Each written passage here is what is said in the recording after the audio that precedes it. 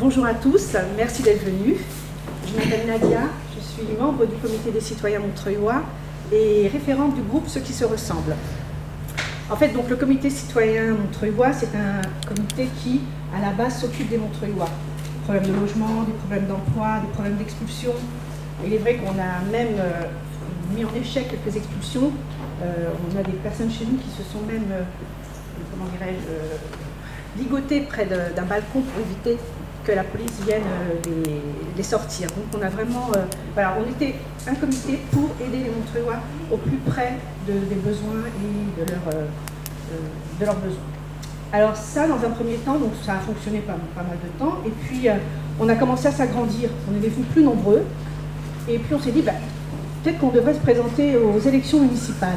Donc on a créé une liste citoyenne, on avait quand même parmi cette liste un membre connu, qui est Jean-Pierre Brun, qui était député et maire depuis 24 ans, qui était notre tête de liste, mais tous les autres, donc la plupart étaient de la société civile, des citoyens lambda. Et on a décidé donc de mener cette campagne, une belle campagne. On s'est affranchi du logo du Front de Gauche, parce qu'au début on a fait cette campagne avec le logo du Front de Gauche, et quand on a vu un peu ce qui se passait, les alliances qu'il y avait un peu dans toutes les villes, un petit peu à la carte, des fois avec le PS, des fois sans, on a dit stop, on arrête et on est sorti, donc on a retiré notre logo et on est parti tout seul. Premier tour, on gagne. On est au premier en tête de liste et puis on a 25%. La deuxième liste arrive à 18%. Alors imaginez dans une ville où donc, il y a le PS, ELV, le Front de Gauche, donc grande euphorie, et donc on met les bouchées doubles. Malheureusement, pendant ce temps-là, le Parti Socialiste, ELV, le Front de Gauche, se mettent autour d'une table, se dispatchent les places et se disent on part ensemble. On apprend la nouvelle, on met les bouchées doubles pour expliquer aux Montreuillois que voilà ce qui se passe, parce qu'à Montreuil, il faut savoir que Dominique Voynet, qui était donc maire de cette ville, elle pourra le dire elle-même, elle a vraiment elle a souffert, hein, c'était pas évident, la politique qu'elle a menée, elle était assez dure auprès des Montreuillois. Le Parti Socialiste, avec la politique qui était menée au niveau national, les Montreuillois avaient envie de leur donner une leçon, donc on avait toutes nos chances. Mais malheureusement, c'est des additions, ils se sont tous mis ensemble pour nous battre. Et ils ont réussi, à 496 voix près. Sachant que nous, entre le premier et le deuxième tour, on a gagné 3500 voix. Et eux, cumulant, ils en ont perdu 1500. La campagne entre les deux tours, c'est qu'une semaine, on a 2 jours, on ne peut rien faire. Donc le temps d'expliquer à Montreuillois, attention, attention, vous allez les revoir, ils sont toujours les mêmes, ça n'a pas suffi. Alors on me dit, mais mince, alors on a vraiment nié ce que voulaient vraiment les Montreuillois. On s'est dit, c'est pas possible. Et on a réfléchi, et on a créé un groupe, ceux qui se ressemblent. C'est nous, on va faire de la politique différemment. On va vraiment là, se bazarder tous les logos et puis on va construire un mouvement citoyen. Et c'est pour ça donc, que vous êtes là aujourd'hui. Nous en sommes à notre 3e atelier. Nous avons aussi, tous ensemble, à travers des ateliers, écrit un manifeste qui est juste derrière. Il coûte juste 1 euro pour les frais de papier et d'encre. Et ce manifeste, on l'a construit tous ensemble. On a réfléchi, on a parlé du revenu de base, de la Constitution, réécrire la Constitution. On l'a fait, voilà. Et c'est donc ce à quoi on réfléchit, et c'est notre mouvement. Donc voilà, pourquoi vous êtes là aussi aujourd'hui, pour écrire aussi, pour écrire avec nous, parce qu'on ne peut rien faire seul. Il est vrai que les gens ont besoin d'être rassurés sans cesse quand c'est des partis. Nous ne sommes pas un parti, nous sommes un mouvement citoyen et on peut co-construire quelque chose tous ensemble. Donc voilà, c'est la première partie. Je vais laisser la parole à Hakim Loumi, bien entendu, mais je laisserai présenter notre invité, André Bellon, qui et là c'est pour ça que, ce que je vous disais tout à l'heure, les mouvements citoyens, on est un peu tous éparpillés, et c'est bien dommage. Parce que tout à fait par hasard, en tapotant c'est ce que je vous disais sur Internet, je vois donc qu'il existe une association pour une constituante et dont le président est André Belloum. Alors je l'appelle, je lui dis mais pourquoi on se connaît pas? Oui, pourquoi on se connaît pas? Et alors je me dis mais mince, c'est un peu frustrant. Et je dis bah écoutez, venez parler de ce que vous faites, venez assister à notre atelier, donc il vous expliquera mieux que quiconque ce qu'il fait. Voilà, merci pour tout.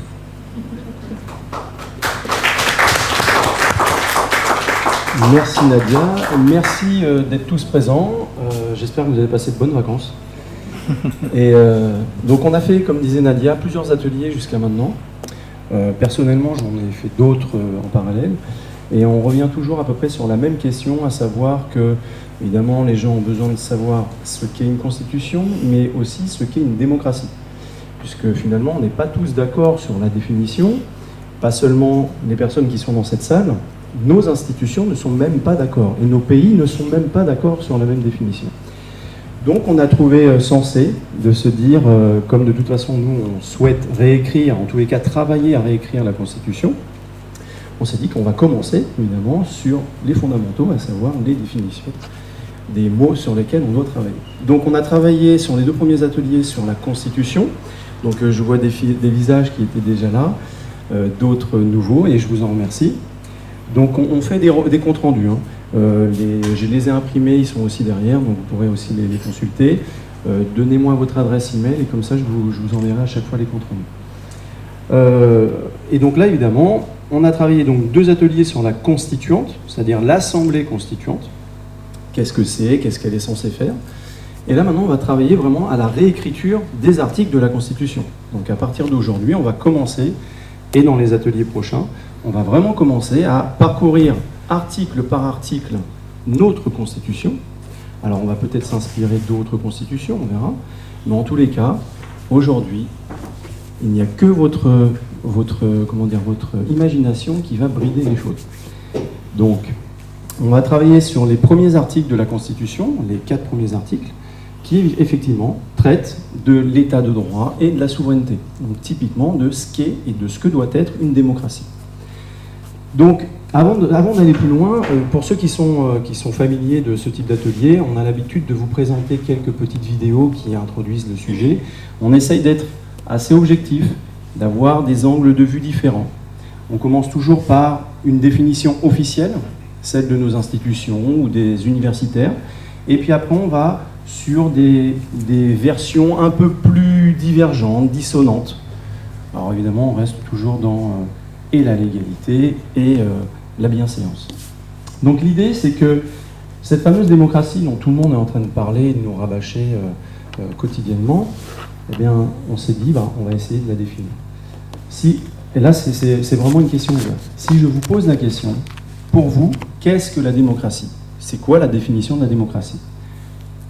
Vous me répondriez par quoi?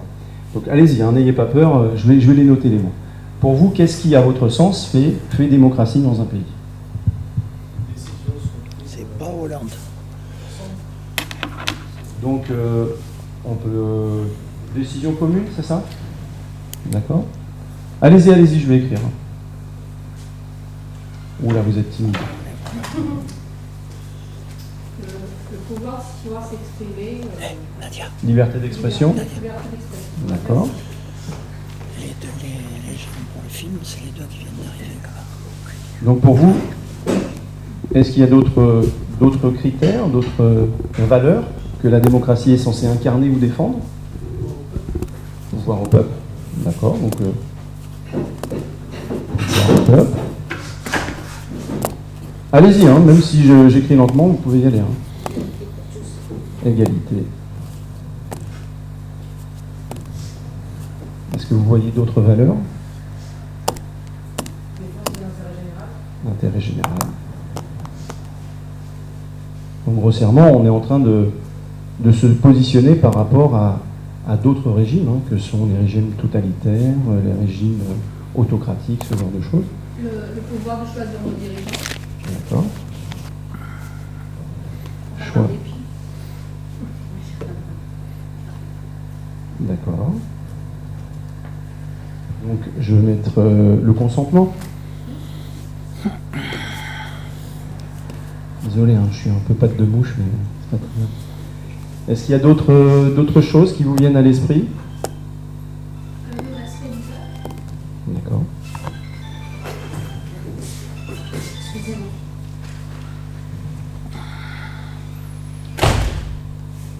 Le bien commun, mais ça va dans Donc l'intérêt commun, intérêt général, les élections.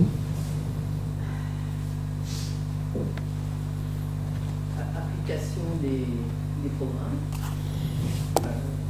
Donc respect des programmes. D'accord. On va s'arrêter là.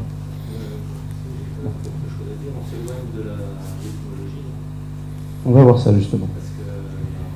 L'idée, c'est que, en fait, même les universitaires eux-mêmes ne sont pas d'accord sur le fait de se fixer sur la définition étymologique ou universitaire. La démocratie, c'est le peuple qui discute, et si le peuple c'est un peuple dictateur, ben c'est la dictature qui s'emploie.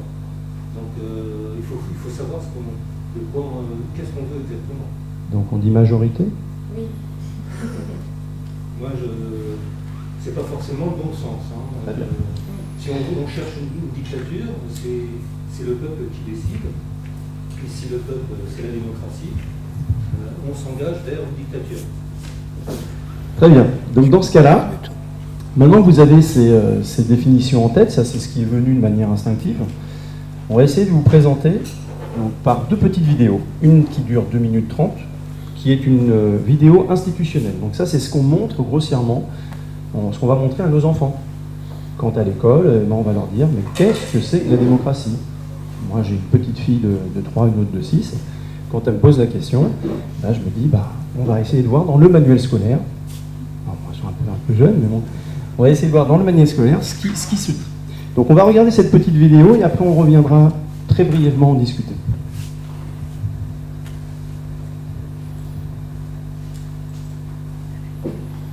Tout le monde voit? Oui.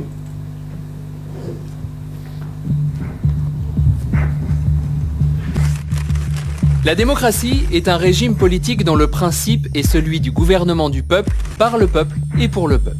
En ça, il s'oppose à des régimes où le pouvoir est détenu par une seule personne, la monarchie absolue par exemple, ou par un petit groupe d'individus, ce que l'on appelle l'oligarchie.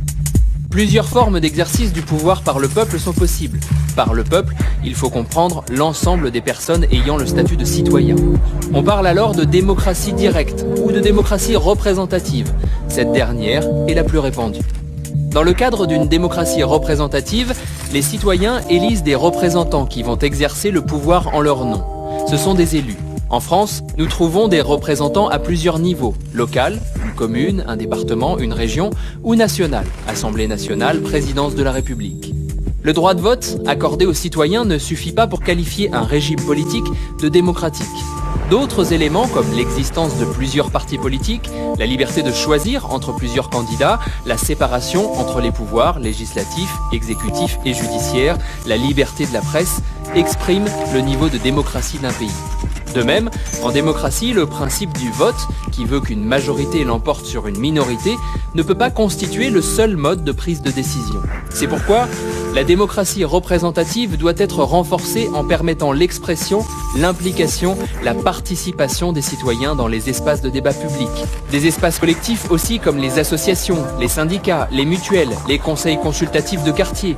Il s'agit alors de démocratie participative, ce qui renforce l'exercice de la citoyenneté.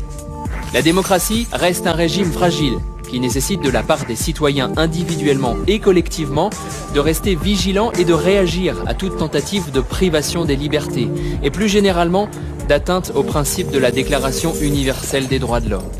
L'exercice de la citoyenneté suppose alors que le citoyen soit suffisamment instruit et informé pour faire des choix dont il mesure pleinement la portée. Une éducation suffisante et accessible à tous, ainsi que l'accès à une presse indépendante et plurielle, sont les conditions pour aller vers plus de démocratie.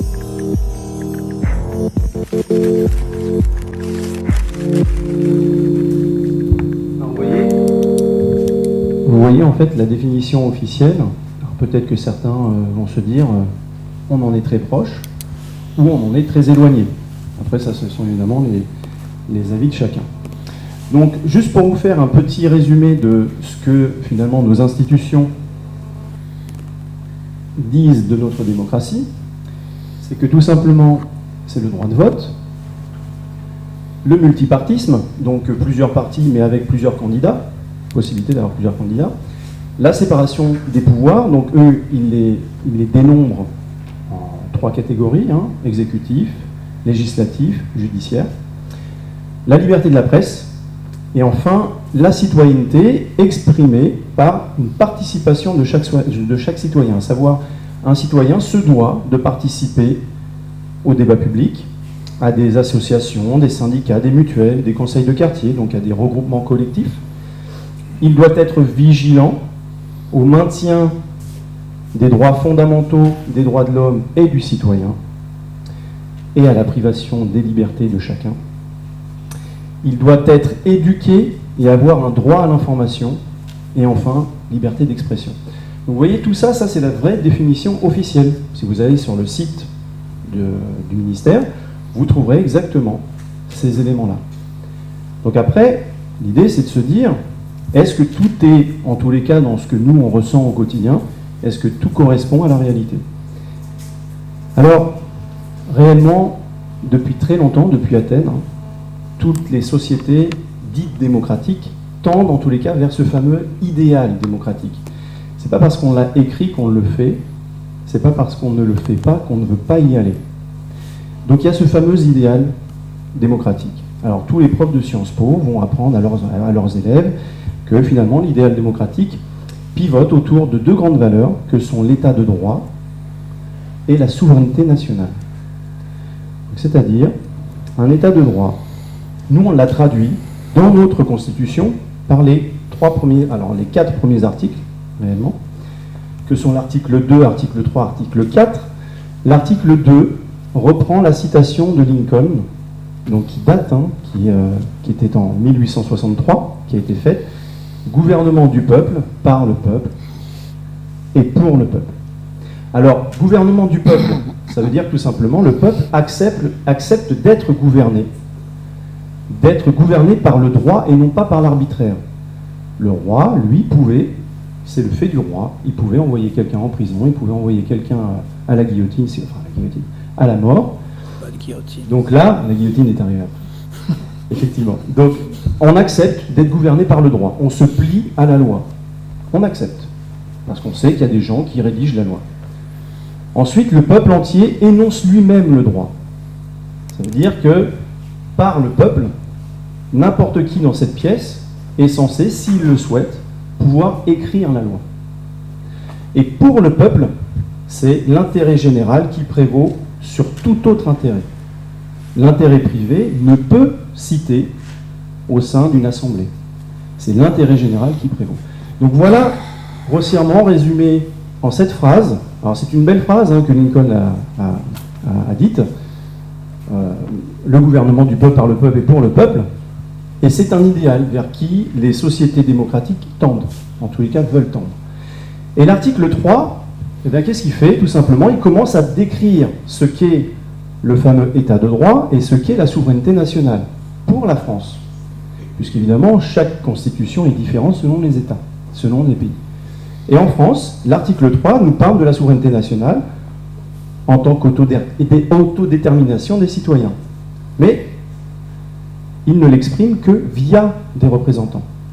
C'est-à-dire toute personne qui se trouve présent dans cette salle, s'il veut écrire le droit, il doit prendre sa carte dans un parti et il doit être élu. Là, on commence déjà à s'éloigner finalement de par le peuple. C'est pas tout le peuple finalement, c'est finalement des gens motivés qui ont envie de le faire, qui ont le temps et qui ont peut-être de l'argent pour pouvoir le faire, et des connaissances, des compétences. Et ensuite le référendum. Après on reviendra en détail sur chacun des éléments, si oui ou non c'est effectif aujourd'hui dans notre État, dans notre pays. Et enfin l'article 4 va parler de l'état de droit, c'est-à-dire on se soumet à la loi, et la loi respecte les droits fondamentaux des droits de l'homme et du citoyen, décrits en préambule. Donc vous avez là sur les 3 premiers articles de la Constitution française, tout ce qui est résumé sur le principe de la démocratie. Et ça ne tient qu'en 3 articles. D'où éventuellement les dérives ou les approximations au fil du temps.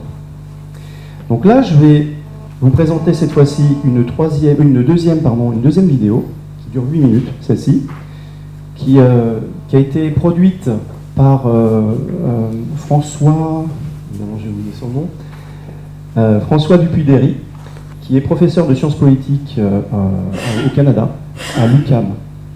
Et lui, en fait, il a écrit un livre sur l'étymologie du mot démocratie. Et il est allé les comparer et puis regarder sur les 2000 ans, enfin exactement les 2500 ans qui nous séparent de la démocratie athénienne, qui est officiellement le point de départ des démocraties. Donc on va l'écouter et après on pourra en discuter. En fait, c'est la fameuse question en philosophie politique, c'est qui décide?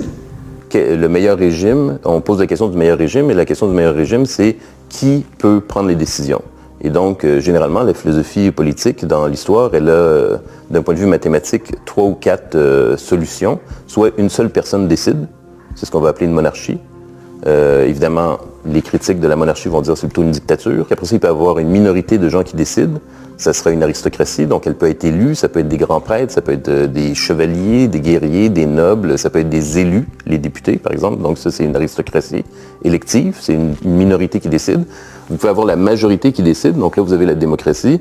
Et puis on pourrait dire qu'il y a un 4e type de régime qui serait, disons, l'anarchie, où là c'est tout le monde vraiment qui s'entend sur chaque décision. C'est un système consensuel. Il n'y a pas d'imposition de la décision par la majorité, par exemple, comme en démocratie.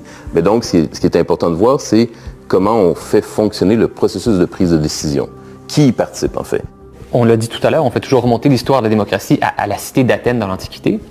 Et on dit généralement que la démocratie prend une pause d'au moins 1 millier d'années. Oui. Elle réapparaît via la filière arabe dans les textes et elle féconde l'esprit et les textes des philosophes de la Renaissance. Donc ça, c'est un mensonge. Je vous arrête, c'est un mensonge et c'est un mythe de dire la démocratie est née à Athènes quelques centaines de siècles avant Jésus-Christ.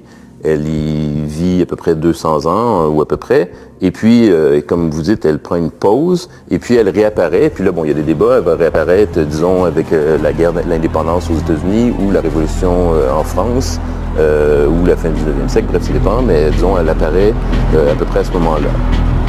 Évidemment, d'un point de vue, premièrement, historique, c'est simplement faux. C'est-à-dire que la cité d'Athènes, elle est vaincue politiquement. Et puis après ça, il y a beaucoup d'autres choses qui se passent entre les deux. Donc, c'est pas une renaissance de la démocratie qui a lieu en Europe à partir de l'expérience athénienne. Il y a eu l'Empire romain, après ça, il y a eu la décadence de l'Empire romain, après ça, il y a eu le Moyen-Âge, il y a eu les différents royaumes dans le Moyen-Âge, après ça, il y a eu la Renaissance, après ça, etc., etc. Et donc, ce qui apparaît au 18e siècle ou au 19e siècle n'a plus rien à voir avec Athènes.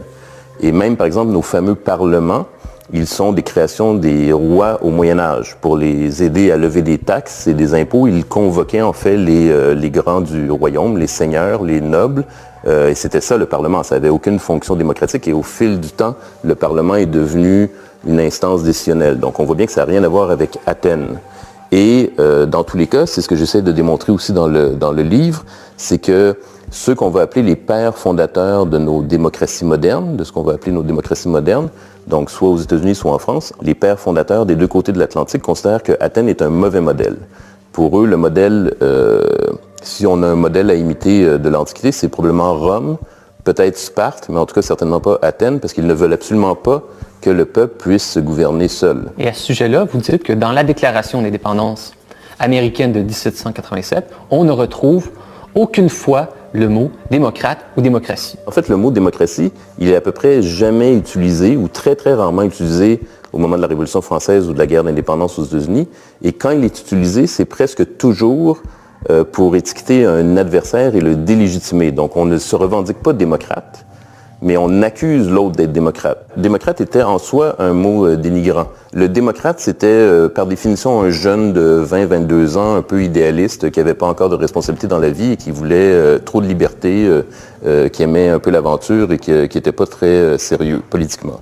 Et il y a des citations dans le livre où justement des politiciens comme John Adams et d'autres disent « c'est normal d'être démocrate à 20 ans, mais franchement à 40 ans, c'est pas sérieux ». Et les démocrates, donc, c'est ceux qui sont considérés comme voulant des transformations trop radicales au niveau politique et surtout aussi, très important, au niveau économique. Ce qu'on a oublié un peu aujourd'hui, c'est que au 18e siècle, le démocrate, c'est celui qui est du côté des pauvres. et c'est celui qui est du côté contre les riches, et c'est celui qui veut en fait un système économique égalitaire. Et les élites républicaines, elles sont contre l'égalité économique. Elles sont d'ailleurs généralement membres de l'élite financière, et donc elles se sentent menacées par la démocratie en fait. Et donc elles fondent un régime antidémocratique.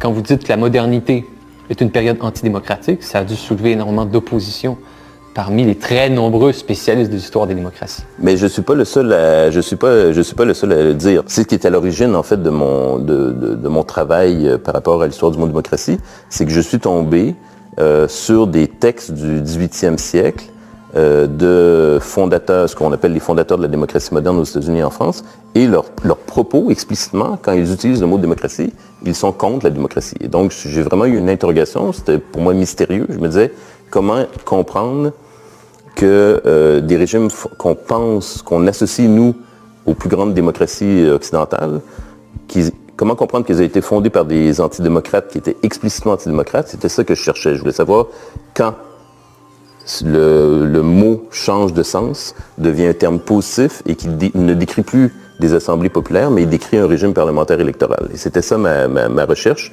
Et ma façon de trouver la réponse, ça a été d'aller dans les textes de l'époque. Et donc, au fur et à mesure que je lis les textes de l'époque, on trouve des réponses, en fait, parce qu'on voit bien, et les acteurs à l'époque même, ils sont conscients qu'ils changent le sens des mots pour des raisons politiques.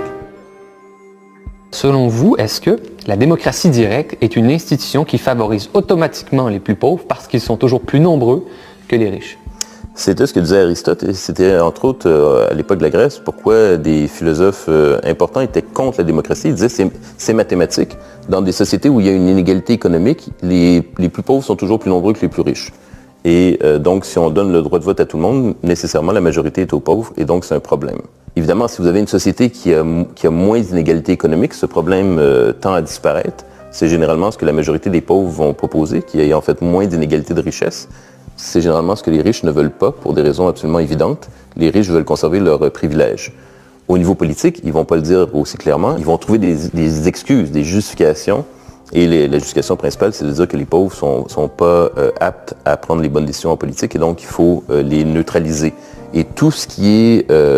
et donc, ce qu'on appelle aujourd'hui la démocratie, le régime parlementaire, le régime électoral, est un régime où les pauvres ne participent pas des prises de décision. Si vous regardez le profil socio-économique des gens qui sont à l'Assemblée nationale aujourd'hui, il n'y a pas de pauvres. Ce sont généralement des gens qui sont riches, qui ont des moyens, qui ont une profession libérale. Ce sont des avocats, des notaires, des notables. Il y a une idée qui fait son chemin. Sans doute que c'est une pratique qui existe depuis longtemps. C'est de tirer au sort des citoyens et de les nommer sur des comités pour qu'ils prennent des décisions au lieu de fonctionner avec des élections. Oui, donc à Athènes, justement, dans Athènes de l'Antiquité, comme on avait cette idée que tous les citoyens sont égaux d'un point de vue politique, on se disait on n'a pas besoin de voter pour choisir les meilleurs d'entre nous, puisqu'en principe, on se considère à peu près égaux, et donc on va tirer au sort.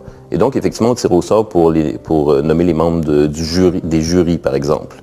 Et souvent à Athènes, ce qui impliquait aussi les nominations pour des postes comme, par exemple, la présidence de l'Assemblée, c'était des mandats très courts. Donc, par exemple, on ne présidait qu'à une seule Assemblée. Et donc, en ayant des mandats très courts, on ne pouvait pas accumuler en fait du prestige et du pouvoir et de l'influence en tenant un poste. On pouvait être moins facilement corruptible, un enjeu qui pourrait évoquer certains problèmes au Québec, par exemple. Et donc, il y avait différentes façons comme ça de restreindre, disons, le risque d'une influence indue de gens qui occupaient des positions particulières dans le système de démocratie. Alors, je vous invite à lire le livre de Francis Dupuy-Léry qui s'appelle « Démocratie, une histoire d'un malentendu ». Donc, c'est un gros livre hein, qui est très très bien fourni. C'est une personne qui ne souffre aucune espèce de critique ou d'assimilation à quelconque parti, groupuscule de ce que vous voulez. C'est quelqu'un qui est vraiment très clair sur ce qu'il dit. Et donc, il a fait vraiment un gros travail d'historien. Donc, pour finir, ce fameux idéal démocratique, eh bien, vous avez vu tout à l'heure, quand on a regardé la vidéo, très très vite, ils sont passés sur la démocratie directe. Ça a duré l'espace de 2 secondes. Oui, il y a démocratie directe et démocratie représentative. Et après, ils ont développé la notion de représentativité. Pourquoi ? Parce qu'en fait, dès l'origine déjà il y avait des discordances, il y avait des tensions entre les différents philosophes. Et ces tensions n'ont fait que s'accumuler au fil des siècles. Donc vous avez par exemple Aristote, Rousseau et plus récemment, peut-être que certains le connaissent, Castoriadis.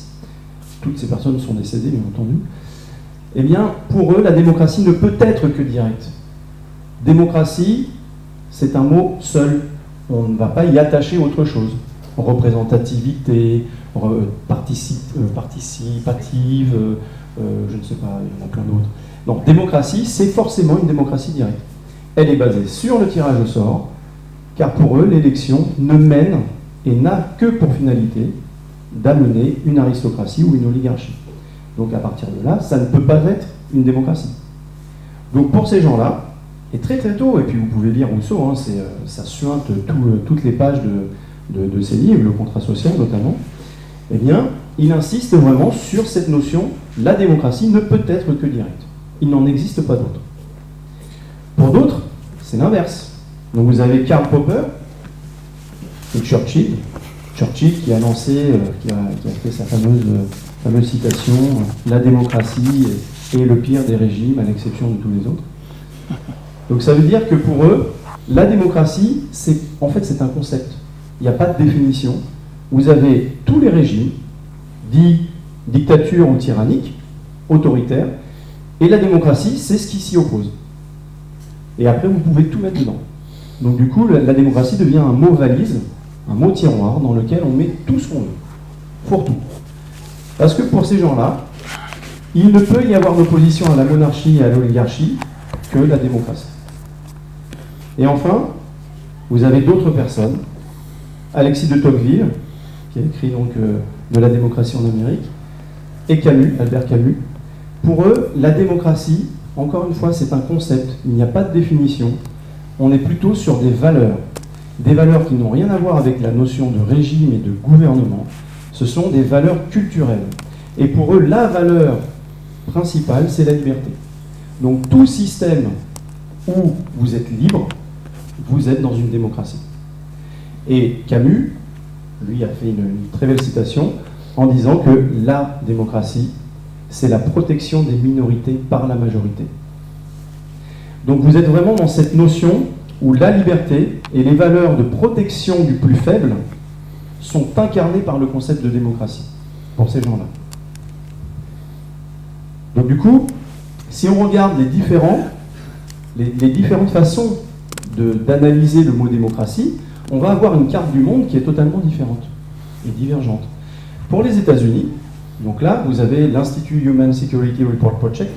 Donc ça, c'est une société qui est afféodée au gouvernement américain, qui est financée par le Congrès américain, et qui tous les ans crée un classement des pays qu'elle considère comme étant démocratiques.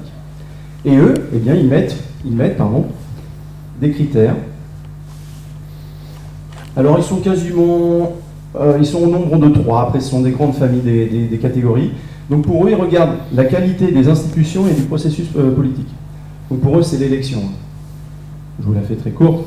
Pour un Américain, la démocratie, c'est l'élection. Tout autre concept n'a pas lieu d'être.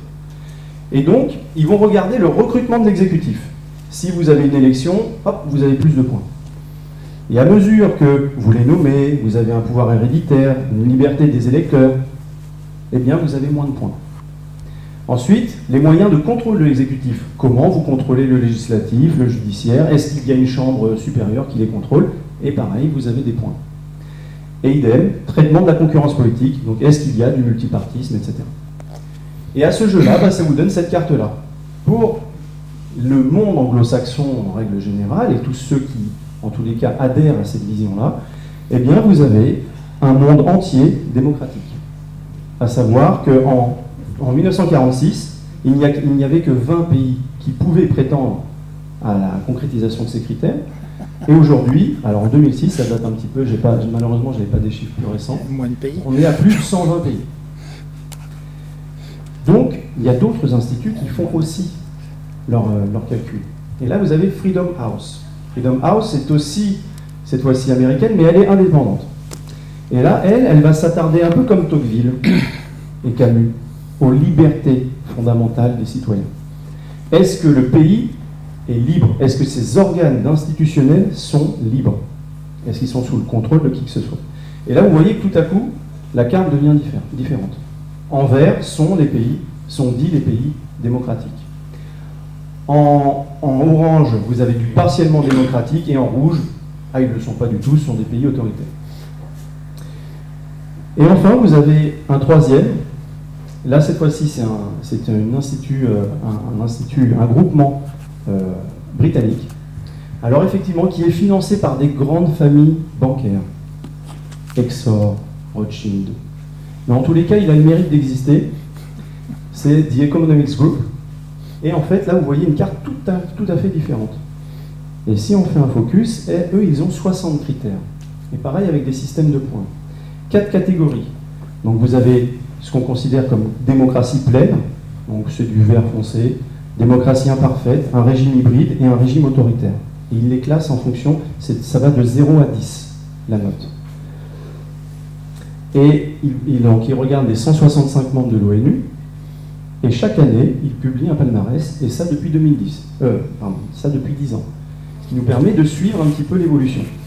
Et qu'est-ce qu'on constate? On constate que la France est au 26e rang, et elle est classée dans démocratie imparfaite. Et malheureusement, enfin en tous les cas pour eux, malheureusement, l'indice de tous les pays d'Amérique du Nord et l'indice de tous les pays d'Europe ne fait que baisser depuis 10 ans. Démocratie imparfaite, aujourd'hui, pour vous dire, à 6, on bascule en régime hybride. La France est à 7. Et elle était à 8, il y a 10 ans. On ne fait que baisser. Mais tous les pays démocratiques ne font que baisser.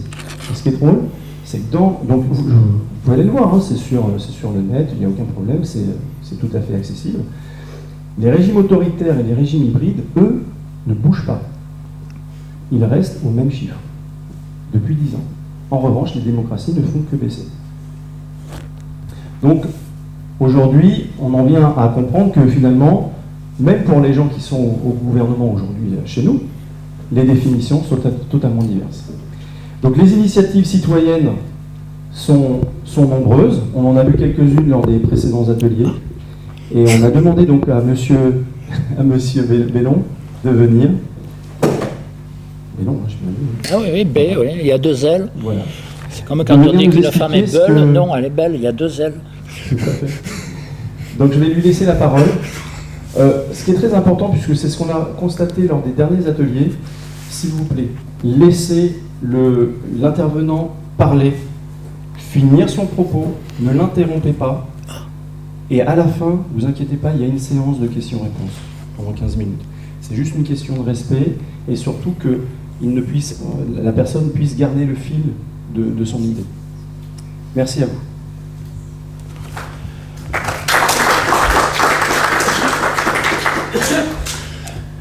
Bon, mais tout d'abord, merci. Je trouve qu'il est toujours intéressant de voir qu'il y a dans ce pays une recherche politique, alors qu'on nous dit à longueur d'années que les Français ne sont plus intéressés par la politique. En fait, l'expérience prouve que lorsqu'il y a un véritable enjeu, ils sont intéressés, et que s'ils ne s'y intéressent pas, c'est parce que ce qu'on leur offre n'a pas d'intérêt.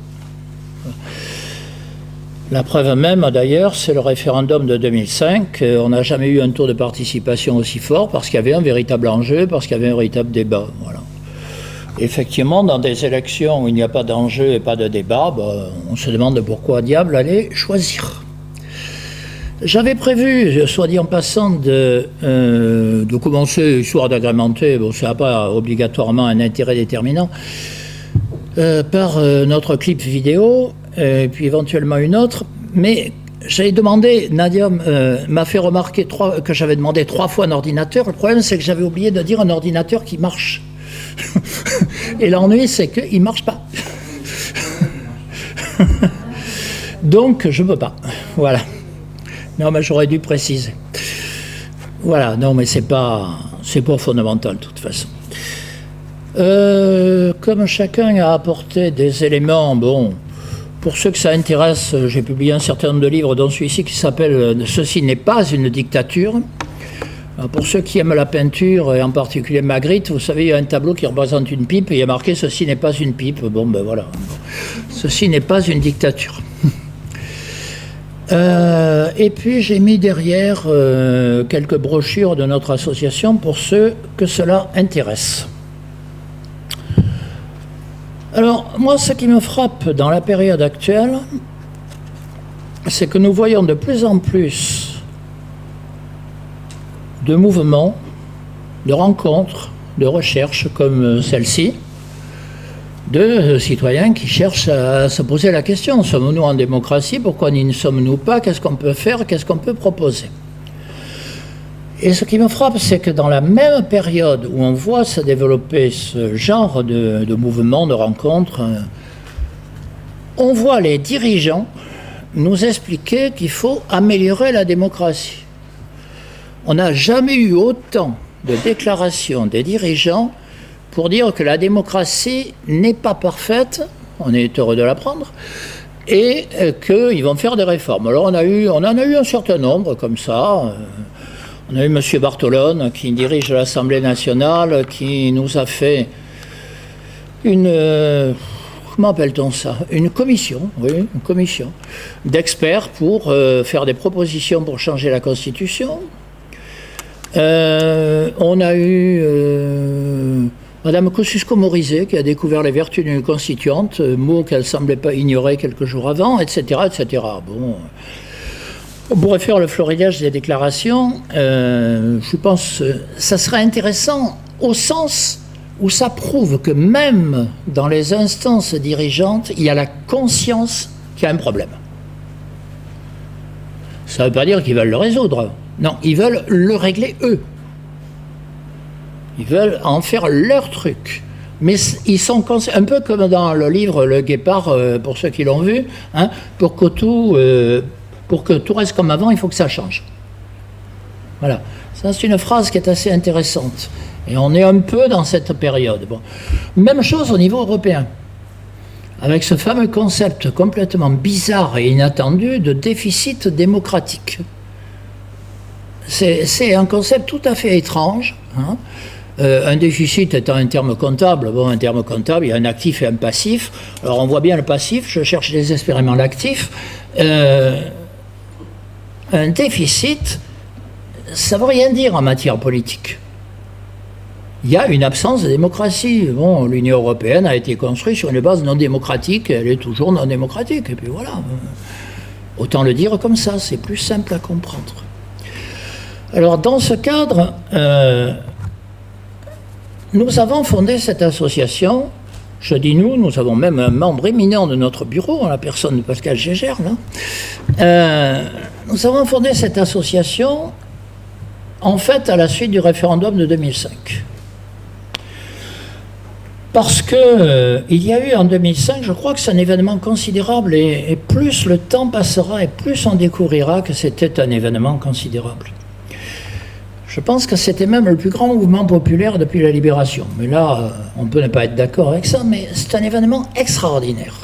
Il y a eu un vrai débat, il y a eu de vrais affrontements, et il y a eu une vraie mobilisation populaire. Alors après, des oui ou des non, ça c'est une autre affaire. Moi j'ai fait la campagne du non, et j'ai été frappé par exemple à Limoges où il y avait 1% de la population. Enfin, c'est rare de voir des mobilisations pareilles. Bon. Et où j'ai été frappé qu'ils étaient très mobilisés au moment où je leur ai dit on peut voter ce qu'on veut. Et je pense quand même qu'ici il y a des partisans du oui qui écoutent les arguments du non, quoi. Bon. Je voulais leur dire à ceux-là, à ceux du oui, vous avez parfaitement le droit de voter oui, et heureusement d'ailleurs que vous avez le droit de voter oui. Mais il faut que vous sachiez que votre oui ne vaut rien si vous n'avez pas le droit de voter non. Et là, j'ai senti comme un choc, je leur avais dit liberté. Et pour ça, je crois que le mot liberté est fondamental dans la démocratie. Ça n'est pas suffisant, c'est nécessaire. Alors, dans ce cadre, je dirais la constituante. Alors c'est vrai que quand on a lancé ce mot donc en 2005, et quand on a créé l'association en 2007, Le mot faisait rigoler, ceux qui nous en parlaient, disaient, oui, c'est quoi ce truc?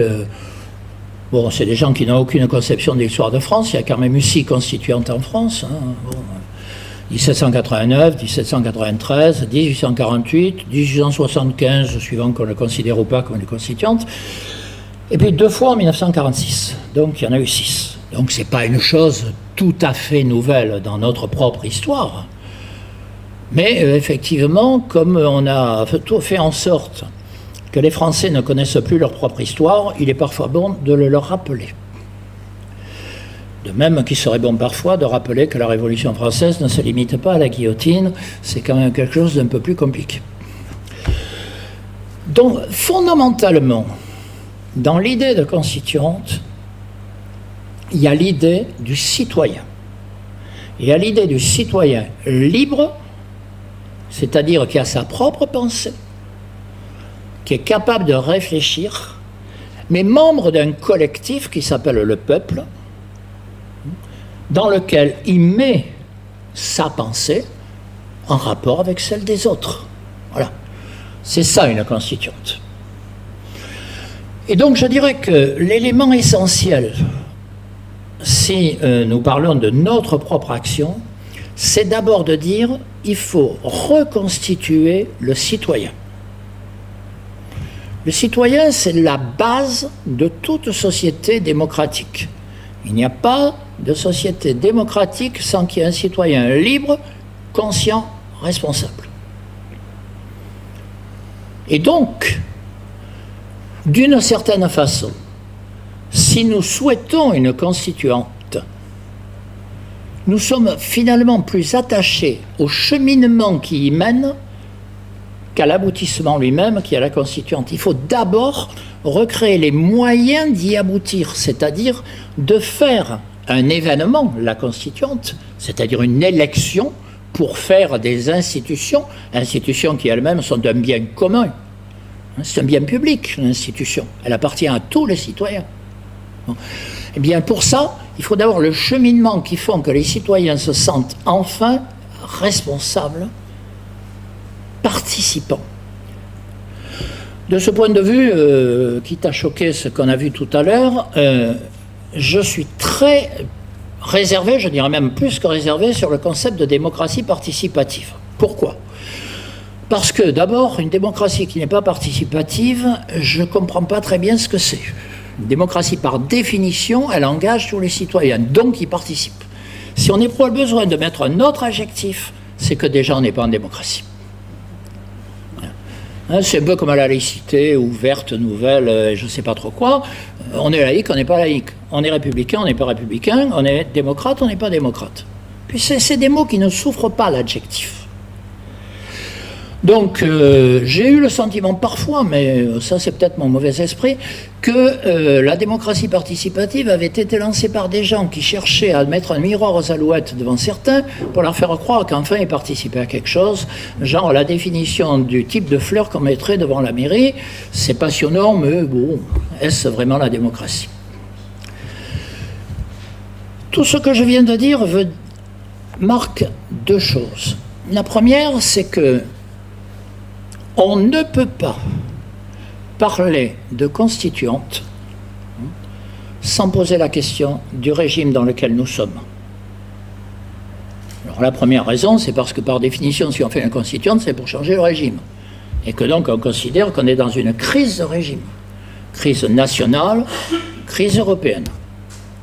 Question des traités, qui doit être quand même repensée.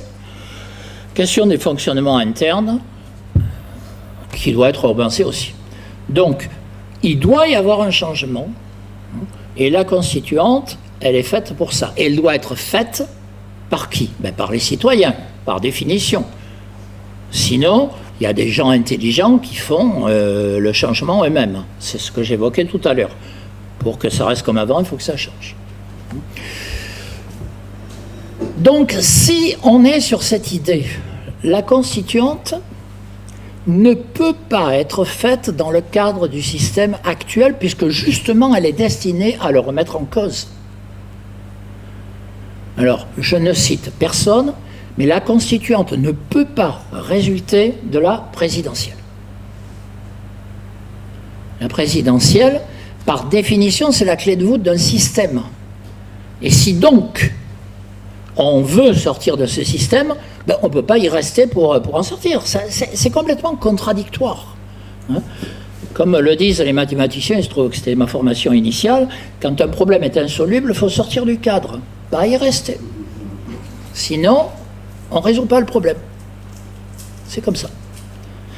Et donc, on ne peut pas, avec le système actuel, aboutir à un changement fondamental.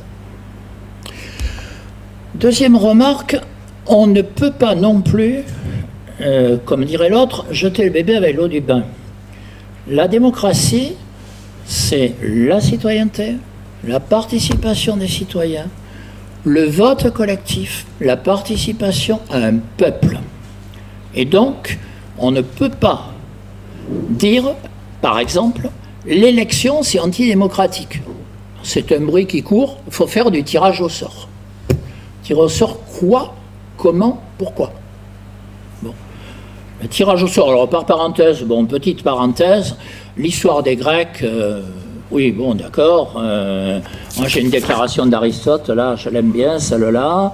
Le rapport entre mâle et femelle est par nature un rapport entre plus fort et plus faible, c'est-à-dire entre commandant et commandé. Bon, si c'est ça l'idéal des démocrates, il y en a aussi sur les esclaves après, hein, je vous passe toute la citation. Bon, dans un système qui admettait la domination de la femme et l'esclavage, le tirage au sort était limité à quoi? À des gens qui s'estimaient citoyens, c'est-à-dire une élite minuscule, et encore, tirage au sort, non pas sur les problèmes essentiels, c'est-à-dire pas pour l'armée, pas pour les finances. Bon, pour le reste, si c'est pour être fonctionnaire du cadastre, oui, pourquoi pas, pendant quelques jours, il suffisait de connaître un peu de géométrie. Donc ça, c'est une propagande qui tend à dévaloriser l'idée même de suffrage universel et donc de citoyen responsable. Le citoyen, le droit de vote, c'est pas seulement un acquis comme ça parce qu'on a eu un combat, c'est ça aussi. Mais c'est la reconnaissance que tout individu a sa valeur. Tout individu est participant. Tout individu est citoyen. Alors ensuite, oui, sans doute faut-il lui donner plus les moyens d'être citoyen. La question de l'éducation, la question du rapport avec les autres, la question de l'organisation des pouvoirs, bien entendu. Mais tout citoyen est reconnu comme citoyen. C'est la fameuse... Donc, c'est la fameuse phrase de Montaigne, tout homme porte en soi toute l'humaine condition. Tout individu a sa valeur. Il n'y a pas des individus qui ont plus de valeur que d'autres. La question, c'est comment on organise le rapport entre eux. Et c'est ça une société, et c'est ça des institutions. Donc pour nous, la Constituante, c'est ça avant tout. Et ce n'est pas uniquement un slogan électoral qui sera porté par tel ou tel à la prochaine élection, qu'il oubliera ou pas après, ça, c'est pas la question. La question, c'est qu'on doit sortir du cadre actuel. Donc si j'avais eu la vidéo, nous avons lancé une pétition que vous allez retrouver, parce que vous allez tous regarder notre site, évidemment, après cette conférence, sur notre site, donc www.pouruneconstituante.fr. Il y a une vidéo que j'ai mise dans l'annonce de cette réunion aujourd'hui. Bon. On la mettra ailleurs plus tard. Hein. Elle n'est pas terrible, on la refera.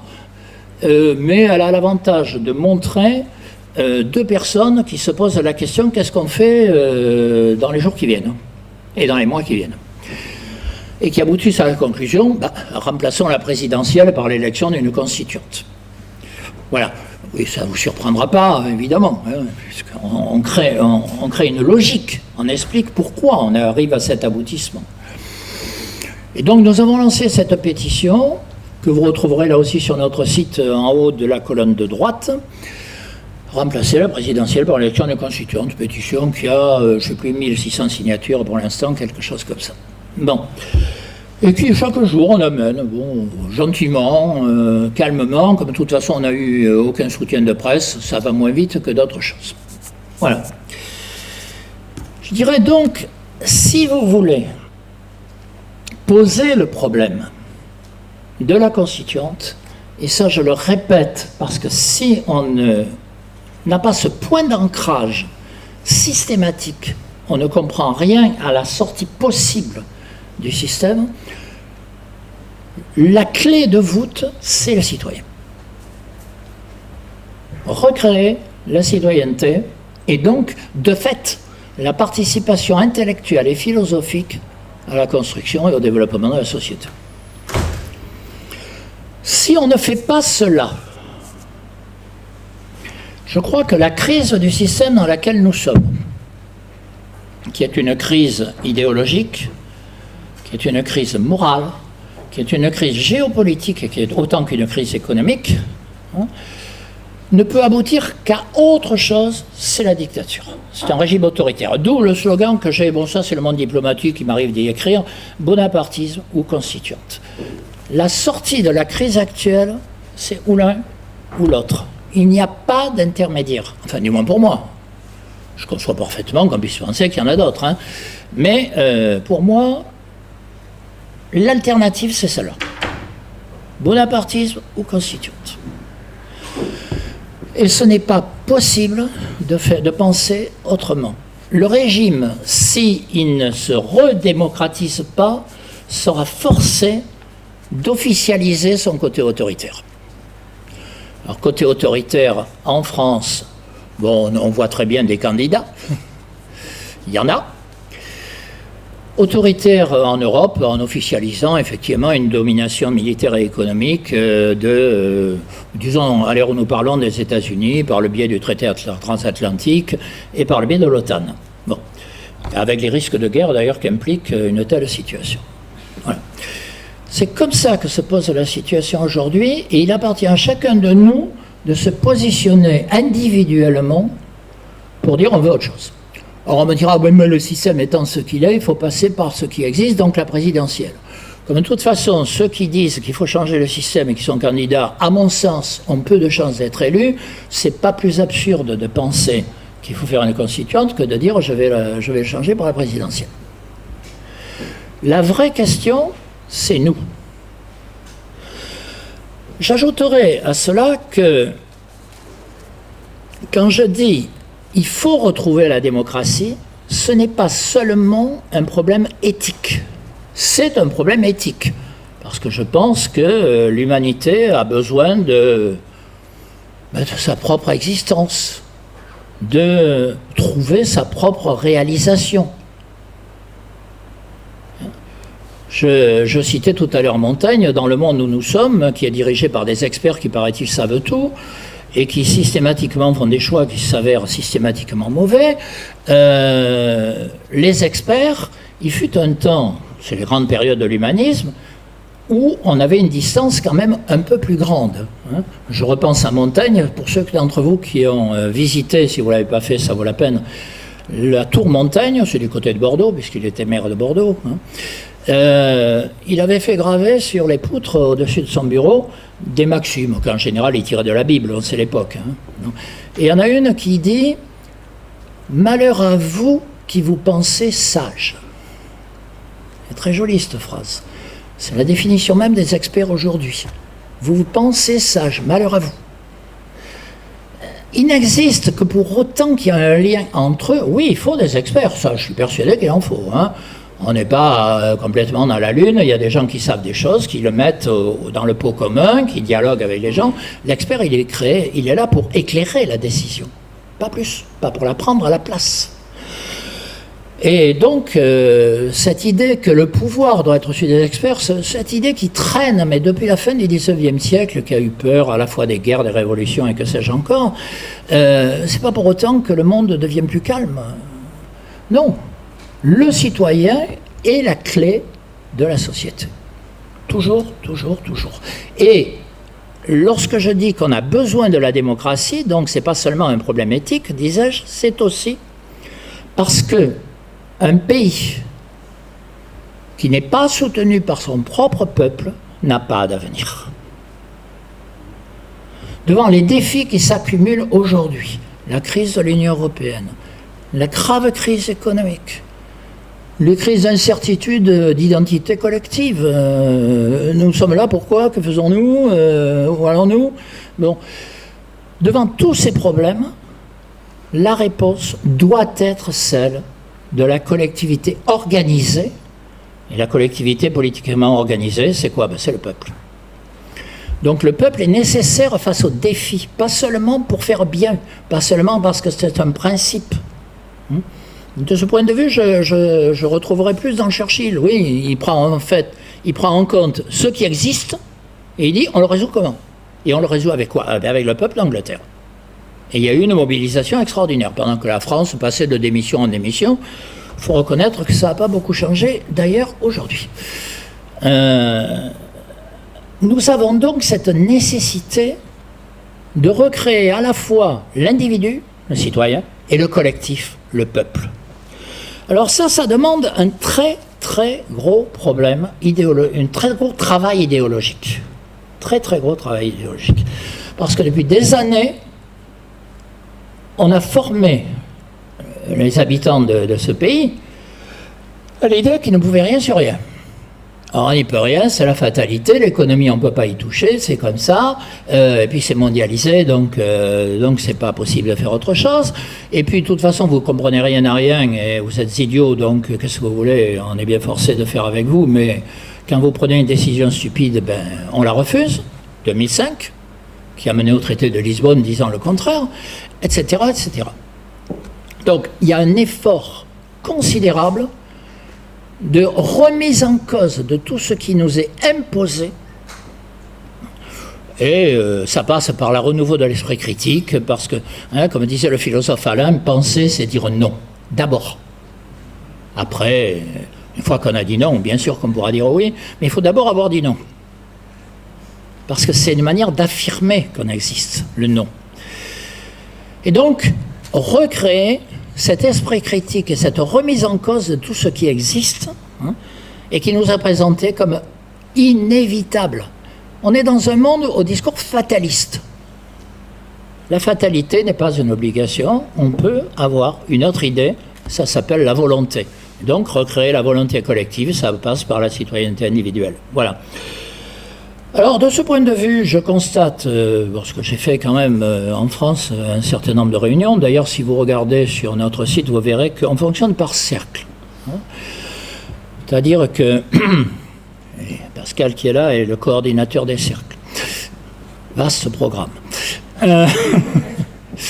On fonctionne par cercle, il y en a, je ne sais plus, 15 à 20 en France, un peu partout.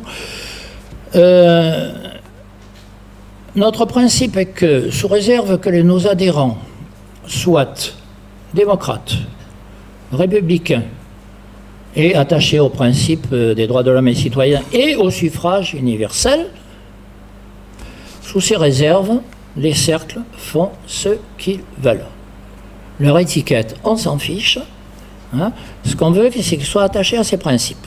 Et pourquoi on s'en fiche? Parce que les initiatives comme celles que vous avez, bien sûr qu'il y en a plein en France, et tout le monde se dit, mais si on coordonnait tout ça dans une grande association qui porterait quoi? Parce que vous n'êtes pas obligatoirement d'accord avec le cercle d'à côté qui réfléchit sur la même question. Ni sur celui qui, à Marseille, bon, je suis marseillais, je prends cet exemple, qui, à Marseille, réfléchit aussi sur cette même question. La seule chose qui vous rassemble, c'est l'idée qu'il faut que ça change et que ce changement passe par la reconstitution des citoyens et par le changement de règles du jeu, ce qu'on appelle les institutions. Donc, ce n'est pas une grande association qu'il faut, c'est de se connaître, et plus on se connaît et plus on échange, et plus cet échange et cette connaissance prend de force. Et donc, c'est ça qu'il faut créer, c'est ce réseau de connaissances. C'est pour ça que nous, on s'est mis dans ce mode de fonctionnement. Voilà. Ce qui fait que, bon, par exemple, un certain nombre de nos cercles sont des groupes qui avaient fonctionné comme ça, mais ils font par ailleurs ce qu'ils veulent, ils continuent à faire leur travail. Ce n'est pas un problème. Le problème, c'est que ça existe partout, et que l'échange se fasse de plus en plus, parce que c'est cet échange qui créera un rapport de force qui aboutira à ce que le changement s'impose, mais non pas imposé par quelqu'un d'en haut, mais imposé par ceux qui en sont les détenteurs naturels, c'est-à-dire les citoyens. Alors, soit dit en passant, et pour l'instant, je vais clore là-dessus, parce que c'est toujours bien de dialoguer un peu, c'est que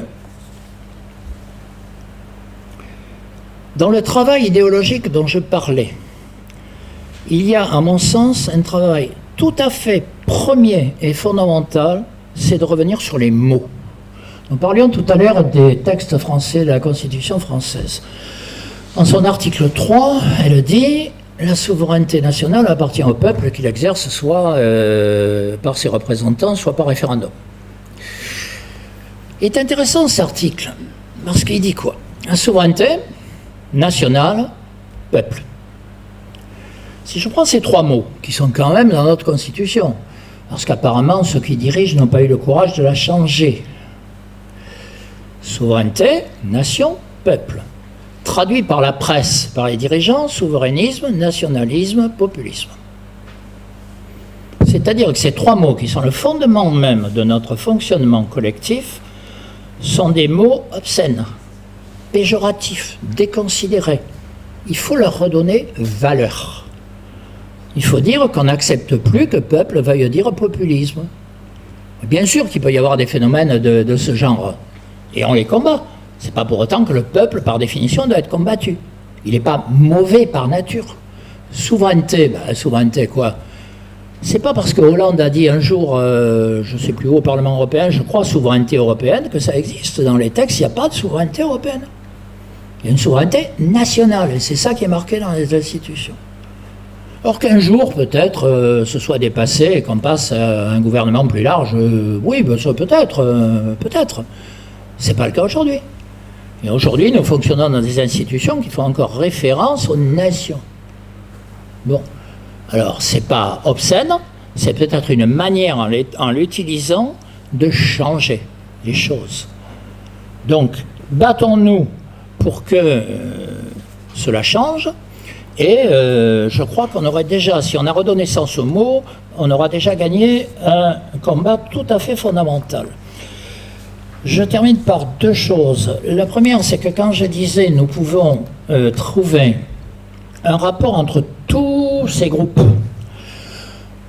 l'analogie que nous faisons parfois à 1789, même s'il faut se méfier des analogies, hein, parce qu'on n'est pas en 1789, mais quand même.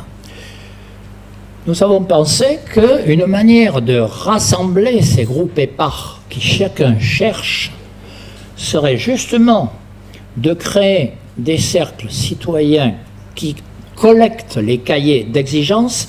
Je crois que c'est nous qui avons changé le mot doléance par exigence, parce que doléance, ça fait un peu archaïque, et puis en plus, ça fait un peu, excusez-moi mon maître, de vous demander quelque chose. Bon, exigence, c'est un peu plus volontaire quand même. Bon. Donc on a remplacé le mot, et on a dit, il faut collecter les cahiers d'exigence, et il faut créer partout, avec des appels entre élus et citoyens, des groupes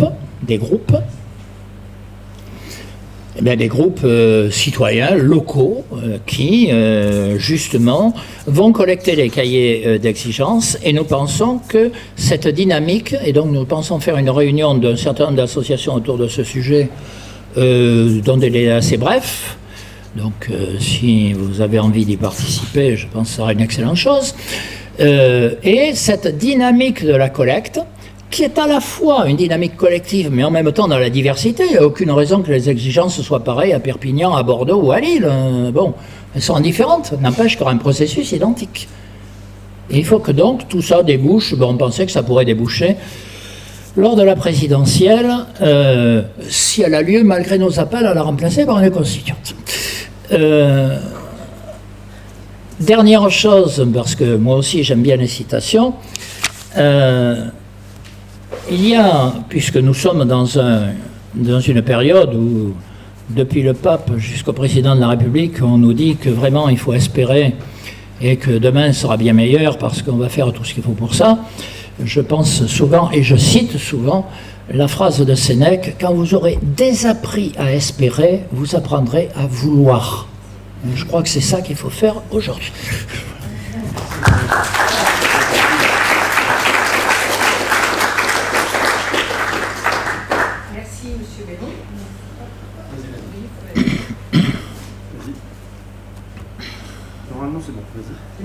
Oui, merci M. Bellon. Alors, si vous voulez bien, nous allons passer un quart d'heure de questions-réponses. Je voudrais avant tout remercier, saluer, souhaiter la bienvenue du moins, à Patrice Chagnard et Claudine Boris, qui sont cinéastes, documentaristes. Je vous invite à regarder leurs films, sont vraiment très intéressants. J'ai vu Les Arrivants et Les Règles du jeu. Merci à vous d'être venus. Je remercie aussi les journalistes du Cercle des volontaires. Merci d'être là. Et puis Olivier Quelle-Ambiance qui devait venir. Ah voilà, qui est là. Parfait. Merci à tous alors d'être là. Merci à tous aussi. Voilà. Oui, à tout le monde, oui aussi. Il ne manquait personne. Oui, mais bon, je connais. Alors, voilà pourquoi je le fais aussi, c'est parce qu'on est des mouvements où on n'a pas de visibilité. C'est ce que vous disiez tout à l'heure, à un moment donné. Donc, pour ceux qui s'intéressent à nous, ben, je leur dis merci. Merci de s'intéresser à nous. Voilà. Ben, écoutez, on commence, si vous voulez bien. Oui, bonjour, je m'appelle Albert. Donc voilà, j'aurais bien aimé avoir une réponse de votre part concernant la situation précise qui se trouve en Espagne. C'est-à-dire que Podemos a créé une crise constitutionnelle. Ouais. Et dans cette crise constitutionnelle, justement pour sortir du contexte, créer une crise constitutionnelle de façon à pouvoir se débarrasser, je dirais en gros, des tyrans, mais bon, le mot n'est pas forcément bien approprié. Et sortir du contexte, pour moi, c'est déjà sortir d'un état d'esprit bipolaire qui est les uns contre les autres. Et il y a aussi la deuxième question, c'est que dans le contexte actuel, des conflits ethniques et sociaux à travers le monde, peut-on avoir un état d'esprit suffisamment éclairé, sans éducation, pour pouvoir créer une constituante? C'est très difficile. Voilà. On va peut-être prendre plusieurs questions, comme ça, on sera plus écoutés.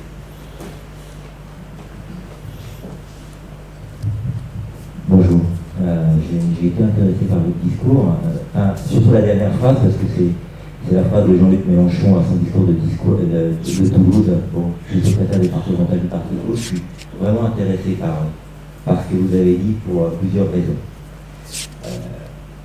Le problème qui est posé par cette constituante que vous portez est double. Est-ce que, grosso modo, on s'inscrit dans les institutions pour essayer de porter le message ou pas? Et ça, c'est un problème politique, c'est pas un problème mathématique. On n'est pas dans les intégrales. Les mathématiques, c'est l'analogie. Oui, c'est pas. Oui, mais encore que. Aux analogies, je veux pas débattre. Mon objectif n'est pas de démolir votre argumentaire. D'accord? C'est de recadrer, de resituer. Donc effectivement, ça je pense qu'il y a une question, effectivement, comment on porte ce besoin de constituant, parce que effectivement des mouvements comme cela ne sont pas connus, c'est peut-être dommage d'ailleurs, parce qu'effectivement il y a un vrai travail d'éducation populaire ou une tentative de le faire, et ça, c'est pour ça qu'effectivement moi je viens et que je suis tout à fait impressionné par le déploiement de moyens et ce qu'on essaie d'y faire. Donc moi je ne critique pas, je viens d'éducation populaire aussi, donc je ne critique pas. Ça c'est la première des choses, mais le premier intervenant a soulevé un problème, la première partie de l'intervention, c'est un problème extrêmement aigu. C'est le droit et l'exécution du droit. Vous aurez beau avoir des milliers de droits, l'exécution du droit n'est pas forcément le droit. Vous avez des milliers de droits pour le travailleur, il y a des dizaines de travailleurs qui sont exploités. Et effectivement, aujourd'hui, il y a quelque chose que je n'ai pas vu dans l'intervention, c'est la question de démocratie sociale, par exemple. Aujourd'hui, il y a les syndicats, c'est la démocratie sociale, c'est aussi une démocratie. Vous avez La Roche, vous avez tout ça, qui ont été un courant très important dans l'histoire de notre pays. Et là, je suis d'accord avec vous, la démocratie participative, c'est un gadget, c'est n'importe quoi. C'est Golène. C'est la merde. Donc voilà, on va faire les choses. Maintenant, effectivement, on fait une constituante. Ok, pourquoi pas.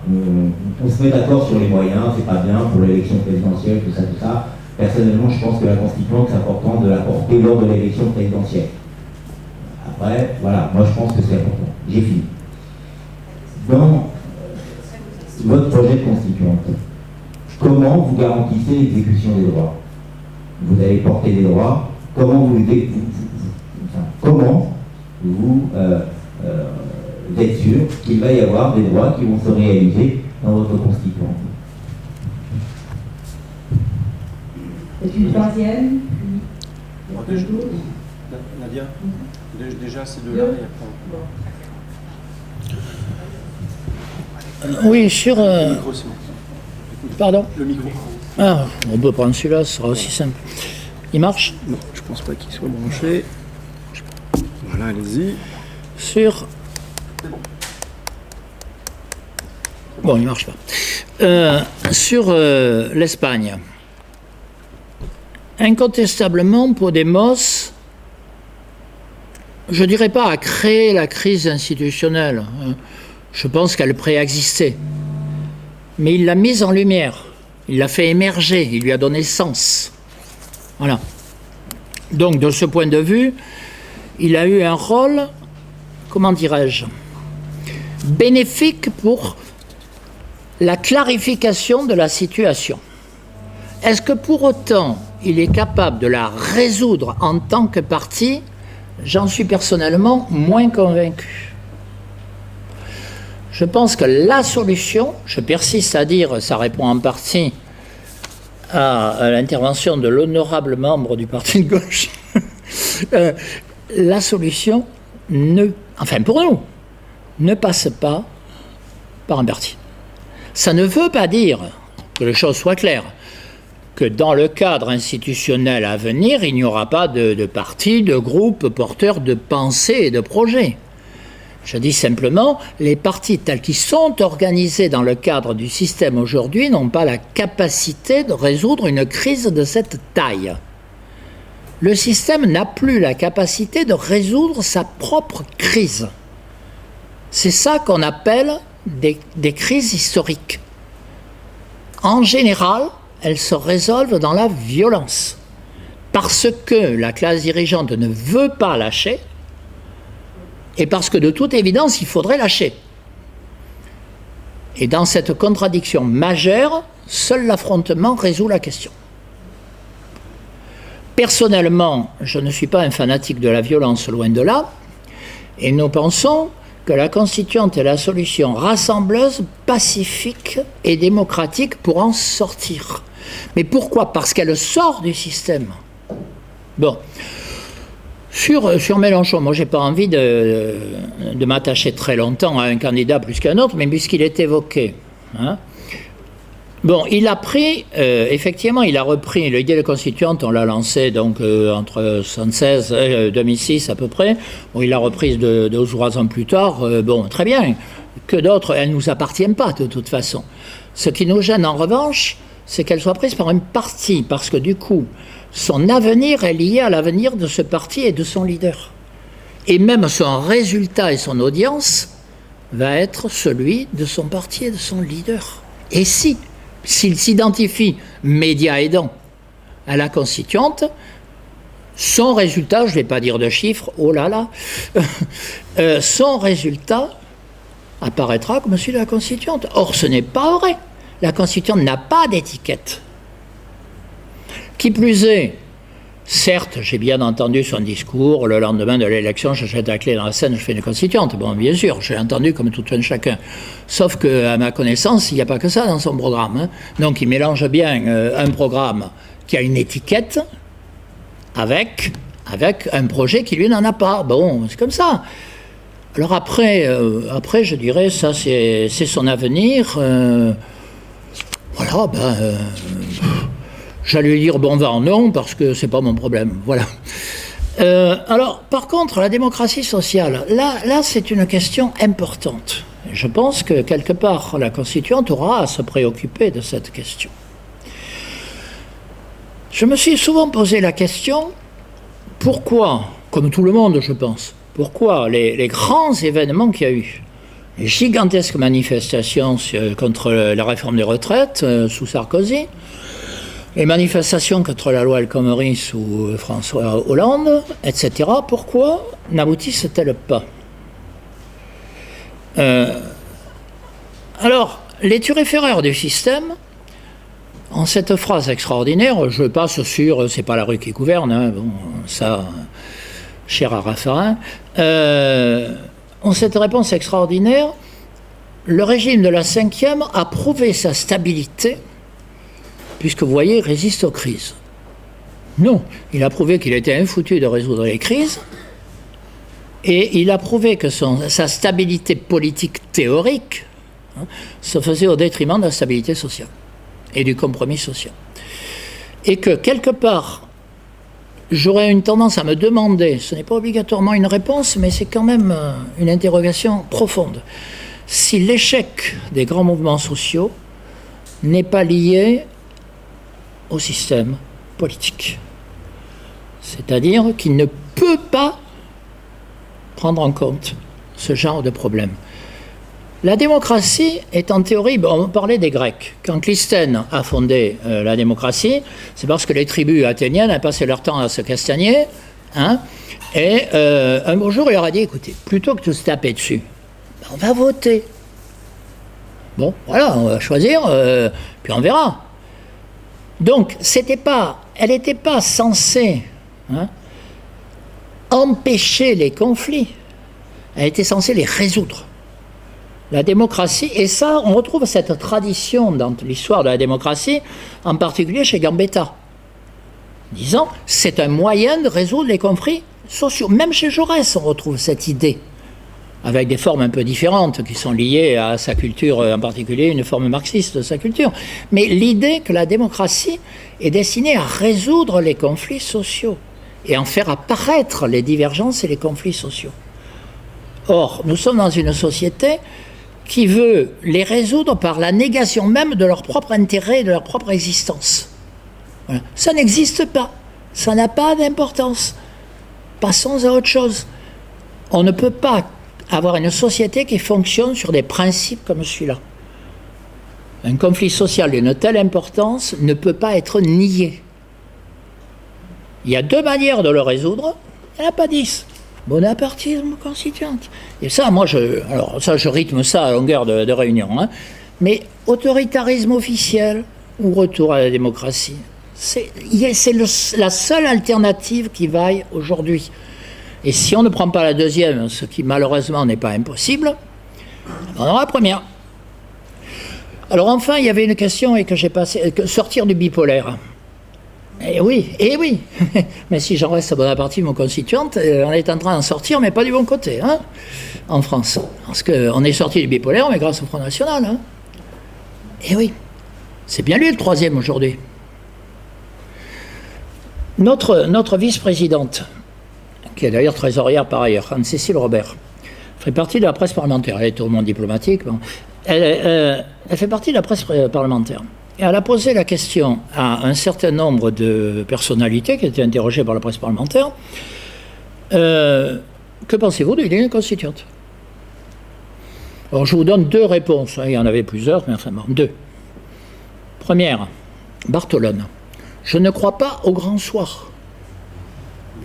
Alors, ça nous a donné l'occasion de faire un article, Le Petit Soir de M. Bartolone. Bon, il faut bien s'amuser un peu. Bon.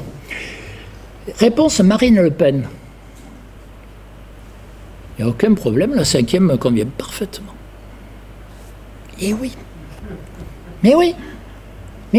Elle résout la quadrature du cercle, elle. Elle ne fait pas semblant d'être démocrate. Il n'y a pas besoin. Les autres, ils font semblant, du coup, c'est contradictoire. Mais oui, mais néanmoins, il faut croire un peu démocratie participative de ci, de là, c'est pas plus mal. Bon, dans le même temps, on supprime la démocratie communale qui a toujours existé dans l'histoire de France, y compris au Moyen-Âge. Toujours. Hein? Nous avons dans nos rangs une historienne de la Révolution qui s'appelle Florence Gauthier. Nous avons pas mal de vidéos sur le site que vous pouvez voir qui expliquent très bien ce qui se passait dans les communes. On est en train de le détruire. Ça reste fondamental. C'est pour ça d'ailleurs que pour les cahiers d'exigence, on veut partir de la commune. Hein? Là, je vous ai, pour ceux qui veulent, sorti un certain nombre des appels là, sur les communes citoyennes que vous pouvez retrouver sur le site Communes Citoyennes. Hein? Ce sera plus simple. et qui a été lancé à la fois par nous et par un maire de la banlieue parisienne, une commune qui s'appelle Les Molières, qui est dans le nord de l'Essonne. Les Molières, ça a quoi, 2000 habitants, quelque chose comme ça, quoi. Bon. Très sympathique d'ailleurs. Voilà. Donc, on est sorti du bipolaire, mais pas bien. Eh oui. On va reprendre 2 questions. Très bien. Deux mains se sont levées. Oui. Oui, bonjour, Malik Médiane. Alors, en fait, bon, je ne vais pas revenir sur le constat, hein, parce que je pense que tout le monde est d'accord, mais je vais être un peu factuel sur le passage de l'ordre constitutionnel actuel à une constituante, en fait. Alors, c'est la question que je pose, c'est est-ce que vous souhaitez, dans le cadre de votre projet, passer par la voie constitutionnelle, ou est-ce que c'est la révolution? Parce que si c'est la voie constitutionnelle, j'ai un petit doute, quoi, parce que ce qui voudrait dire qu'il faudrait un projet constitutionnel.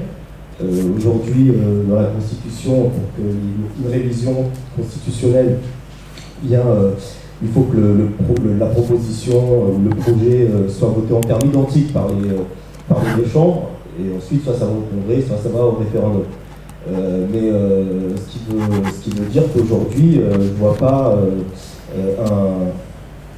un leader politique, quels que soient les leaders politiques, même si certains en ont la volonté, il faut une majorité très forte au Sénat comme à l'Assemblée nationale pour voter une telle révision constitutionnelle qui mettrait en place une constituante.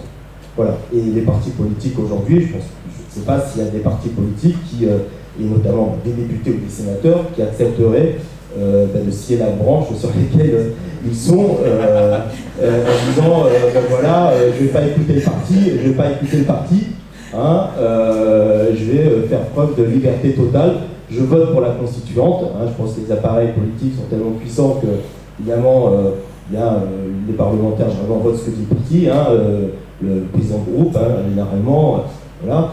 Et donc voilà, donc moi je pense que la voie légale, ce qui serait la bonne voie, hein, pour moi, il y a certaines barrières qui existent en fait, et puis il reste la voie révolutionnaire. Voilà. Et la dernière question, donc, Laurent. Alors, bon, moi je vais être très court. Bon, moi c'est pas vraiment une question, ce serait plutôt un constat. Oui, je voudrais revenir sur ce qui nous occupe actuellement, la loi travail. Bon, je rappelle qu'il va y avoir une manifestation qui va avoir lieu le 15 septembre. Et nous invitons tout le monde à participer, dans la mesure de ses moyens et de ses disponibilités. Bon, pour moi, c'est un événement important parce que le pouvoir a cru qu'en étouffant l'affaire, bon, c'est les vacances, les gens vont penser à autre chose. Il s'est mis le doigt dans l'œil. Parce qu'en fait, la lutte va reprendre, et de plus belle, et c'est tant mieux. Donc, face à un pouvoir autoritaire et borné, moi je dis qu'il y a une seule chose à faire, c'est lui rentrer dedans. Voilà.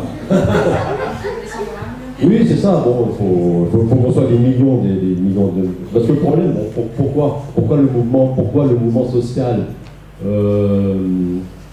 n'a pas remporté de victoire depuis Sarkozy et Hollande maintenant, parce qu'il n'est pas assez nombreux, dans la rue.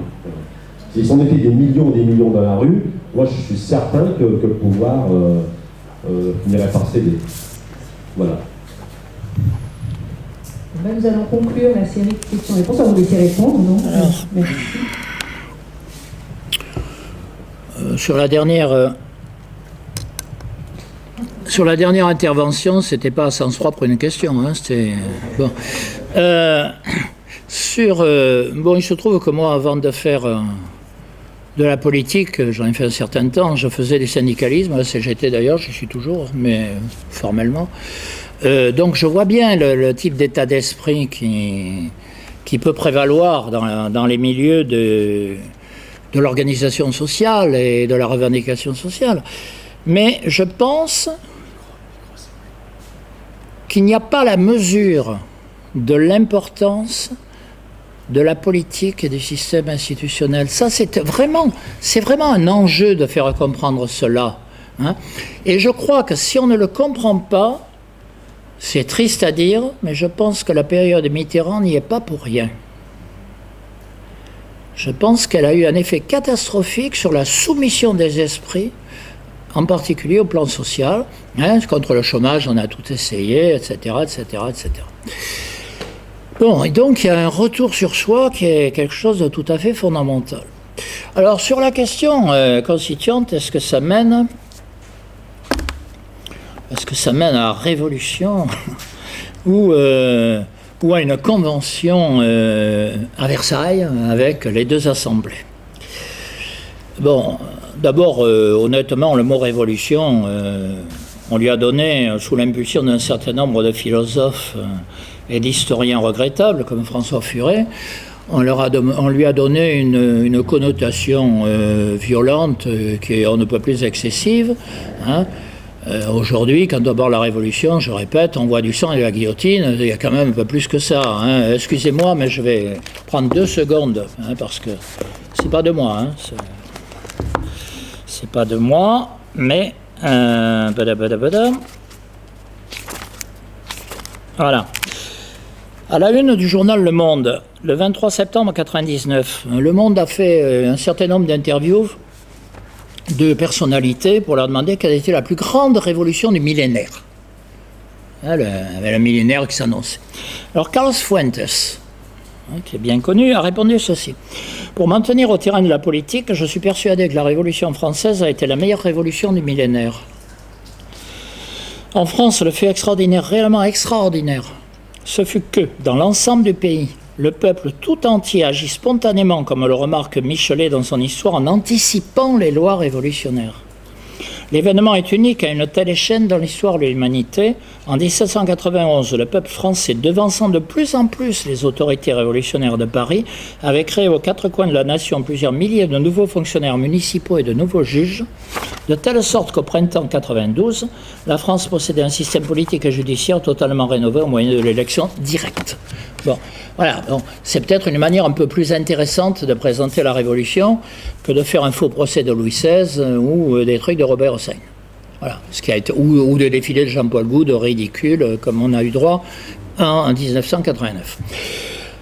Je crois qu'il y a une méconnaissance de ce qu'a été la Révolution française, et je crois qu'il y a un besoin de travail historique aujourd'hui, et on essaie de faire ça avec Florence Gauthier en particulier, qui est tout à fait fondamental. Par exemple, vous dites, ça ne peut venir que soit de la violence, soit des dirigeants. Qu'est-ce qui s'est passé en 1789 ? Alors, on nous a souvent enseigné le roi, dans sa grande bonté, à convoquer les États généraux. C'est pas vrai du tout, mais c'est pas vrai du tout. Le roi a été obligé de convoquer les États généraux, parce qu'il ne pouvait plus ne pas les convoquer. Parce qu'à un moment où les choses s'imposent avec une telle évidence, que c'est comme ça. Et donc, ce que nous tentons de faire, mais vous aussi, à votre niveau, le seul problème, c'est comment rassembler tout ça. Et je persiste à dire que pour le rassembler, il y a un mot d'ordre constituante. Voilà. Pour ça, on ne se présente pas du tout en chef de file, loin de là. On se présente en représentant un symbole qui vaut rassemblement, c'est tout. C'est déjà pas mal. Bon, le roi a convoqué les États généraux parce qu'il ne pouvait pas ne plus les convoquer. Il avait tout essayé avant. L'assemblée des sages ou des notables. L'assemblée des notables qui a foiré parce que la noblesse ne voulait rien payer. Bon. Une chance d'ailleurs. Bon, donc, en Islande, plus près de nous, il n'y avait pas... pourquoi il y a une constituante ?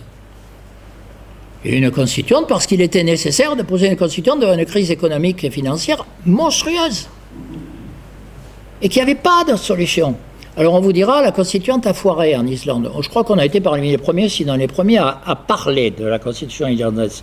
On a même fait une réunion avec madame l'ambassadeur d'Islande à Normal Sup. Elle est sur le site, quelque part. Je ne parle pas de l'ambassadeur, je parle de la conférence, évidemment. Il y a toujours dans les phénomènes de cet ordre, phénomènes constituants, il y a toujours un double pouvoir. Toujours. De même qu'en 89, il y a eu les États généraux qui se sont transformés en Assemblée nationale puis en constituante, mais il y avait toujours un pouvoir royal. Ça s'est noué le 10 août 1792, quand le peuple a pris d'assaut les Tuileries et a balayé le roi. Bon, là, il n'y en avait plus qu'un. Mais ça a pris 3 ans. Pendant ces 3 ans, il y a eu un double pouvoir. Et si le roi avait été un peu moins bené, il aurait pu trouver un accord. Bon, il n'était pas d'une très grande intelligence, c'est vrai. Mais c'est faisable. C'est faisable. Et le fait de dire ce n'est pas faisable participe du discours officiel. On ne peut pas le faire. Hein, c'est comme Mitterrand, on doit passer entre les gouttes. Oui, ben, à force de passer entre les gouttes, on ne fait rien. Hein. Bon. Il faut sortir de cette idée, on ne peut pas. Si, on peut. Hein, il faut vouloir. La question de la volonté est une question majeure. Et la volonté ne mène pas aux barricades. La volonté, elle mène à une demande qui s'affirme de plus en plus clairement. Hein. Et si même des gens comme Bartolone font des trucs, des commissions, c'est parce qu'ils sentent bien qu'il faut faire quelque chose. Bon. Ils ne savent pas quoi, alors ils tentent un truc, un petit soir. Ouais. Voilà. Mais ils font quelque chose. Et ce quelque chose va apparaître de plus en plus évident. Alors la question, c'est est-ce que le nœud gordien, comme disaient les autres, revenons là encore aux ancêtres, hein, ne peut pas être tranché par quelqu'un qui s'appelle Marine Le Pen? Ça, c'est une question. Et c'est effectivement une hypothèse possible.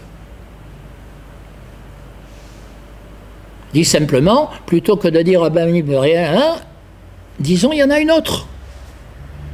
Elle n'est pas évidente, elle est sans doute plus difficile à faire passer, parce qu'on sort d'années j'allais dire d'abêtissement, c'est excessif, mais enfin de conditionnement en tout cas. Il faut en sortir. Répéter, expliquer. Voilà. À notre petit niveau, c'est ce qu'on essaie de faire. Moi, quand j'ai fait mon livre « Pourquoi je ne suis pas altermondialiste », c'était pour dire la mondialisation n'est pas une évidence. On peut l'éviter. Elle a été choisie. C'est pas un phénomène divin. C'est pas transcendantal. C'est un choix humain. Et ce choix humain qui a été fait peut être défait. Puis d'autant qu'il correspond quand même à un équilibre des forces internationaux qui ne durera pas autant que les impôts. Hein. Bon. Donc, on peut sortir de tout. Le problème, c'est de se dire, c'est possible, 2, on veut. Alors si, histoire de faire une analogie qui nous sort un peu de la gauche, si on pensait qu'on ne peut pas, De Gaulle, il serait encore à Vichy. Hein. Eh oui, il y a un moment, on dit, je veux parce que je veux, c'est tout. C'est tout. Il faut dire non. Voilà, c'est Alain, quoi, vous voyez. Penser, c'est dire non. Merci. Merci beaucoup. Voilà.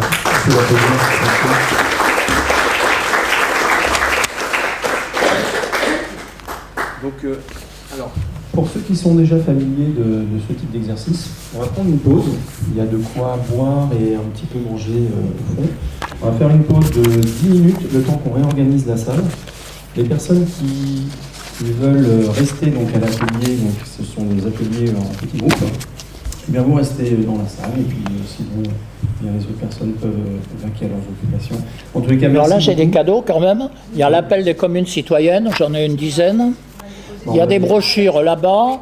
Et il y a même pour ceux qui par hasard le bulletin d'adhésion à la constituante. Si certains veulent recevoir, ce qui alors là ne coûte rien, nos déclarations, nos textes et autres, ben ils me donnent leur mail. La newsletter, comment dire en bon français, oui. La newsletter. Ben ils me donnent leur adresse de messagerie.